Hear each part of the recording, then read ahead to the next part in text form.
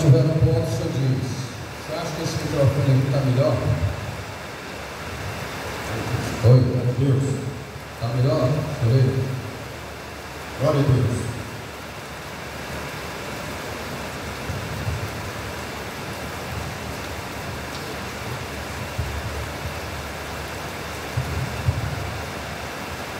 Glória a Deus.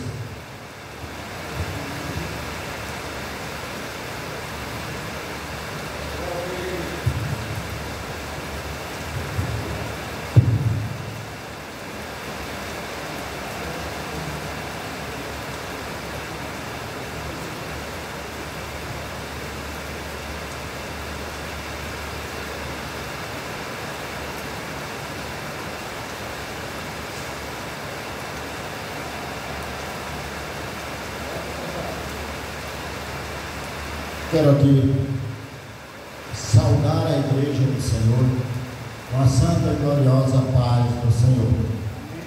Quero agradecer ao nosso pastor, a nossa missionária Mandir, por essa oportunidade que está nos dando de criar um corpo de obreiros mais aperfeiçoados. Porque nós temos visto que as igrejas necessitam de alguém preparado para pregar a palavra.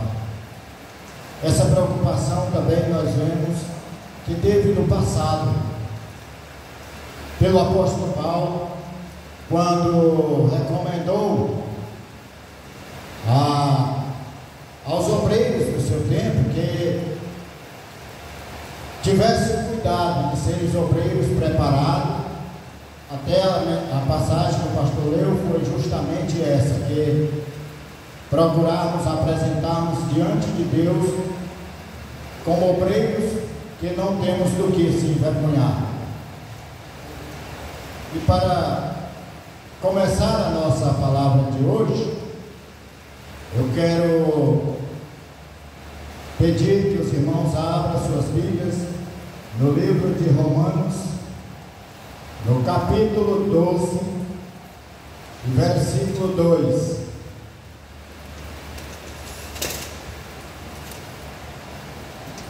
Que diz assim: E não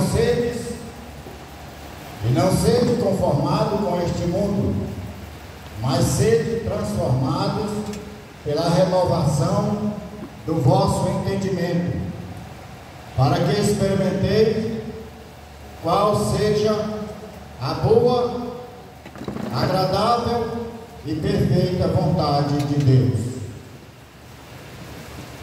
Trago para a nossa meditação apenas este versículo do capítulo 12, aonde a palavra do Senhor vem nos trazer um conselho: e não sede conformado com este mundo. Estudo sobre Romanos capítulo 12, versículo 2, explicação de o que realmente significa. E não vos conformeis com este mundo, mas transformai pela renovação do vosso entendimento, para que experimenteis qual seja a boa e agradável e perfeita vontade de Deus. O significado de Romanos 12, 2 é profundo. O apóstolo Paulo explica sobre princípios de romper com o pecado, manter nossa vida centrada em Cristo e buscar, como também experimentar a boa, agradável e perfeita vontade de Deus. Não vos conformeis com este mundo. Este versículo começa com uma espécie de alerta. Não vos conformeis. Não se conformar significa não se acomodar com a situação, não se deixar levar por qualquer ideologia,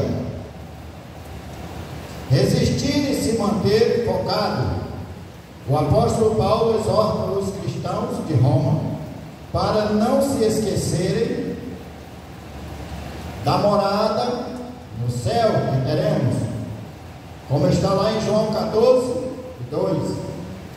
A vossa vida será muito melhor lá na terra, lá do que nesta terra. Mas o ênfase maior é: olhem para Cristo e sigam Ele em tudo.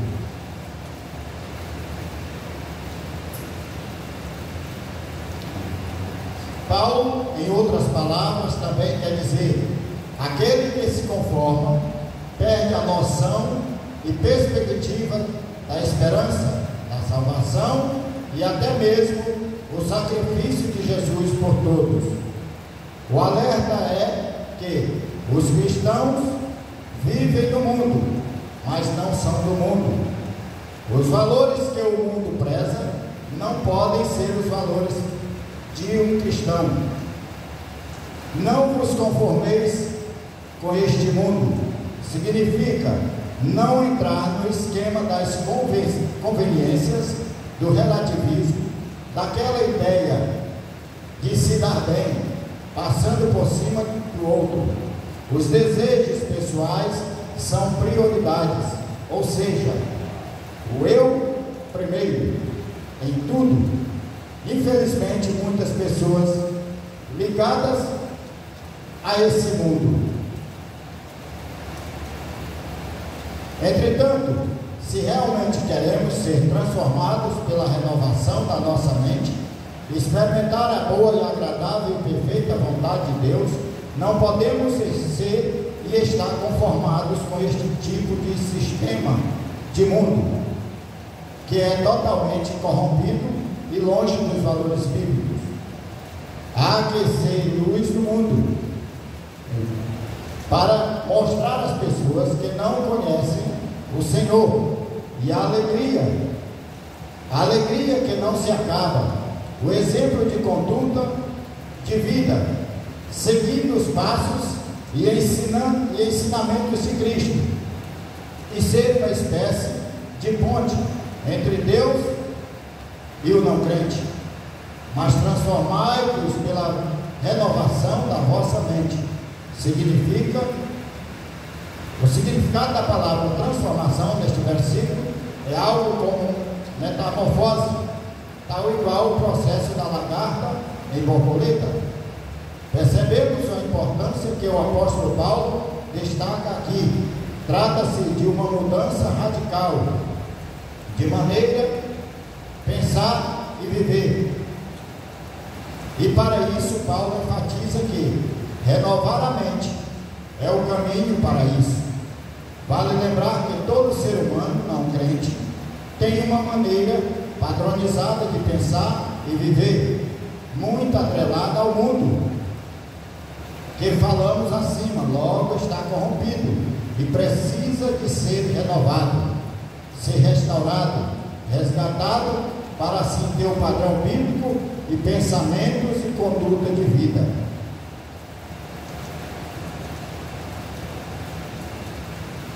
Renovação é fazer com que algo fique como novo, recomeçar, inserir novas coisas, voltar como era. Logo, renovação da vossa mente passa por Jesus, pelas Escrituras, e ao lermos e estudarmos constantemente, somos gradativamente transformados à imagem de Cristo. Portanto, nossa mente é um campo de batalha. Precisamos alimentá-la com a palavra de Deus, para assim conhecermos ao Pai, termos a mente de Cristo e não nos deixarmos influenciar por qualquer filosofia e ideologia que ouvimos. Boa e agradável vontade de Deus. A ideia principal que o apóstolo Paulo destaca nesta parte do versículo é para que você possa provar, isto é, experimentar, explorar, averiguar a perfeita vontade de Deus. Uma mente renovada ou se renovando é fundamental para uma exploração com sucesso. A chave aqui é obediência. Sendo obediente ao Senhor, certamente vamos começar a entender e experimentar da vontade de nosso Deus. Há uma relação entre mente e coração que vale a pena refletirmos um pouco, como o coração do homem é enganoso. Está em Jeremias 17:9, pois pode estar preso nas modas e conduta do mundo. Então não é adequado para experimentar a boa, agradável e perfeita vontade de Deus. Mas se o coração for renovado, assim como a mente, então está apto para conhecer e fazer a vontade do Senhor. Pois este tipo de coração e mente é o que vai entender e provar a vontade de Deus. Que Deus continue nos abençoando. E eu agradeço a oportunidade que recebi nesta noite para falar um pouco da palavra de Deus. Amém.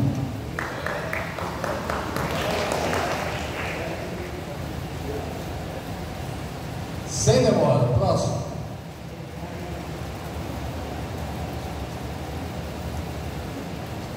Boa noite, gostaria de cumprimentar a toda a amada igreja com a paz do Senhor Jesus, amém. É motivo de alegria estar aqui, é uma honra. Queria agradecer em primeiro lugar a Deus, ao nosso pastor presidente do Campo de Céu, pastor Freitas Melo, e a missionária de Melo, e toda a amada igreja, e também agradecer ao corpo de obreiros que está aqui ao meu lado. Deus abençoe cada um poderosamente.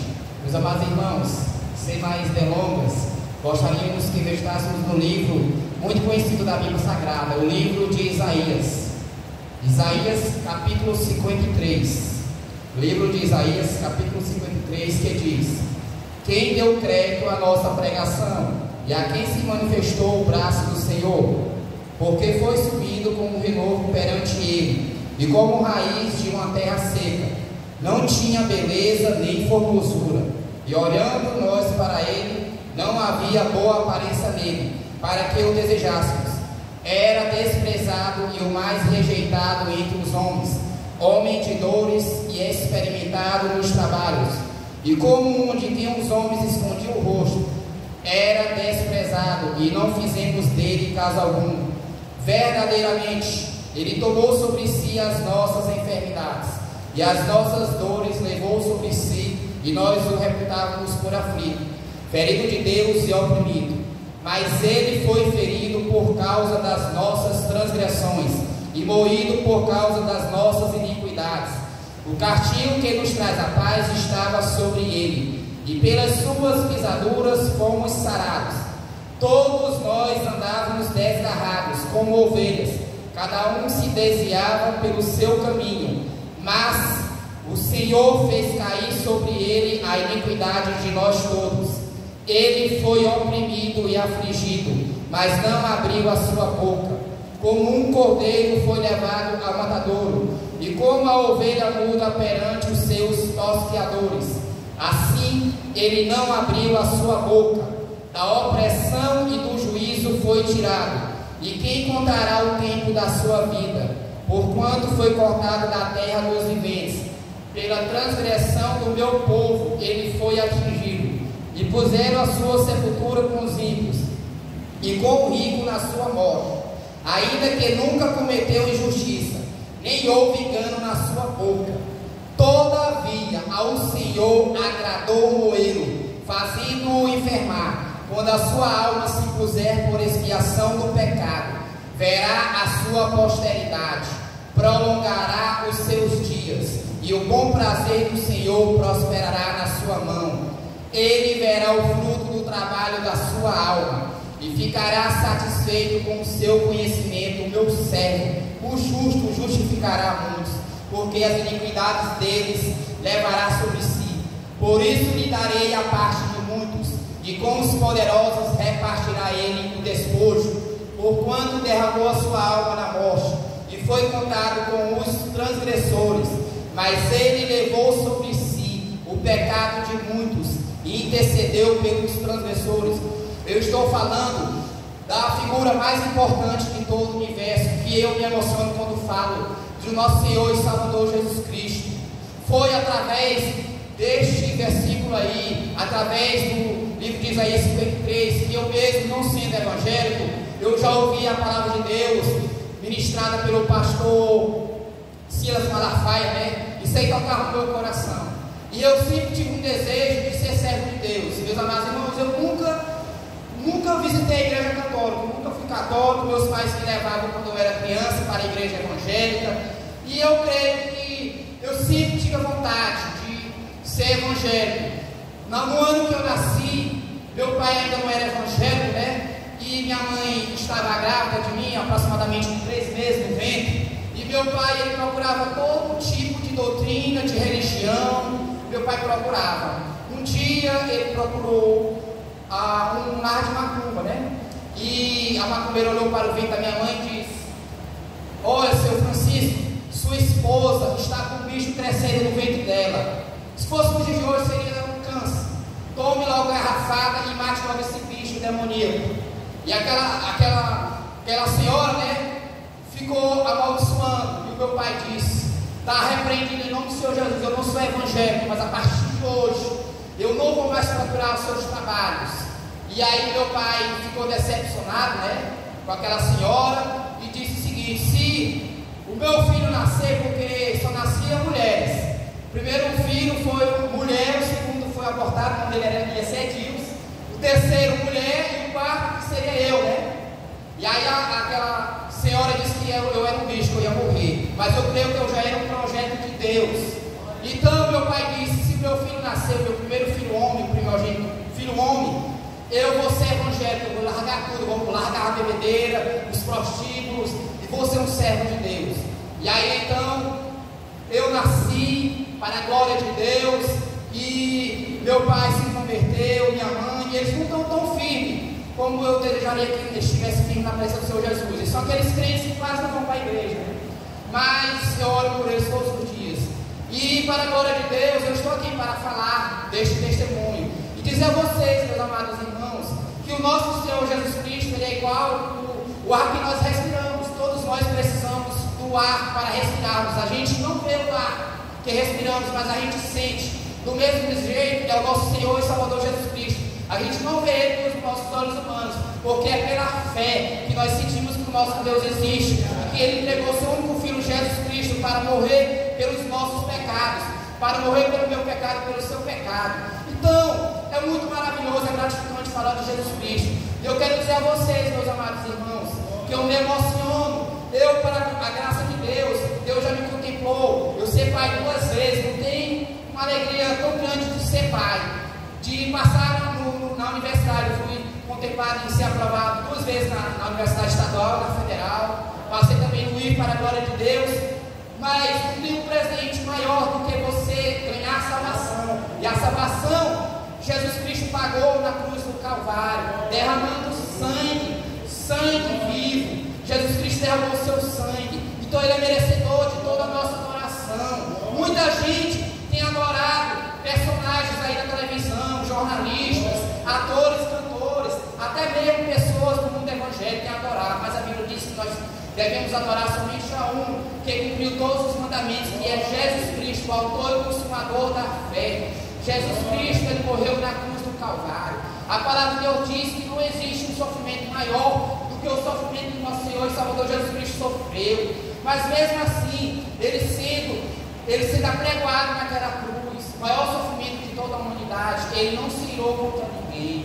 Mesmo Ele sendo traído por um dos 12 discípulos, por Judas Iscariotes, Ele foi traído, mas mesmo assim Ele o perdoou. Mas só que Judas Iscariotes nunca creu na salvação em Cristo Jesus. Judas Iscariotes, ele andava presencialmente com Jesus Cristo. Ele conviveu 3 anos pregando a palavra de Deus com Jesus Cristo. Ele pregava o Jesus Cristo real, o Jesus Cristo vivo, mas ele não cria na salvação. Ele não cria no Jesus que ele pregava. Como tem muitas pessoas aqui na igreja, infelizmente, que têm pregado a palavra de Deus, têm procurado fazer a obra de Deus, mas infelizmente, lamentavelmente, eu tenho a falar, que ainda não nasceram para Jesus Cristo, ainda não se converteram. Como está escrito no livro de João, capítulo 3, versículos 1 ao 7, que vos é necessário nascer de novo. O Nicodemos, ele era um grande pregador da palavra de Deus, ele era um grande religioso, Existe uma grande diferença, pastor Freitas, missionário de Melo, entre ser servo de Deus, entre ser adorador de Deus e religioso. Religioso, você vai ter fanatismo, você vai ficar discutindo com outras pessoas, você vai ficar brigando por causa da religião. É como existe o fanatismo pela política, pelo futebol. Existe também um fanatismo na religiosidade. Então nós não devemos ser religiosos, porque a religião não salva ninguém. Só existe um Salvador aqui na terra, Jesus Cristo. Então nós não devemos ser religiosos, nós temos que ser servos do Senhor Jesus. Nós temos que nascer de novo, mas é nascer da água e do Espírito. Nicodemos, ele conhecia a palavra de Deus de Gênesis a Apocalipse. Assim como também o apóstolo Paulo, antes de ser denominado Paulo, ele era Saulo, que significa o maior. Saulo, ele era um grande religioso. Eu não quero aqui julgar Saulo. Eu acredito que tudo que ele fazia, ele praticava pela religiosidade, pela crença que ele cria. Mas a partir do momento que Saulo teve um grande encontro com o nosso Senhor e Salvador Jesus Cristo, ele nasceu de novo. Ele nasceu de novo, nasceu da água e do Espírito. Nascer da água é nascer para a palavra de Deus, como está escrito no livro de João 8,32: conhecereis a verdade, e a verdade vos libertará. A verdade é a palavra de Deus, a verdade é a Bíblia Sagrada. É através da Bíblia Sagrada que Deus se revela para o ser humano. É muito bom a gente estudar livros escritos por vários teólogos. Seu tempo acabou. Certo, mas não tem um livro mais importante do que a palavra de Deus. Então, meus amados, leia a palavra de Deus e creia no Senhor Jesus. Não somente leia a palavra de Deus, mas obedeça a palavra de Deus e aceite verdadeiramente Jesus Cristo como seu único, suficiente, exclusivo Salvador de sua vida. E arrependa dos seus pecados e abandone-os, porque só existe verdadeiro arrependimento se abandonar, confessar seus pecados e abandoná-los. Eu agradeço pela rica oportunidade. Que Deus abençoe cada um poderosamente em nome de Jesus. Amém. Quer saber quanto tempo você passou? Você quer? 32 segundos. Isso é 105. 10 minutos e 32. Quase. Parabéns. Senhor? Sequência é o senhor mesmo. Não adianta fugir não, senhor. Meus irmãos, nós não vamos parar, viu? Nós vamos sequenciar até a hora que terminar um, é o outro, vai terminando o outro.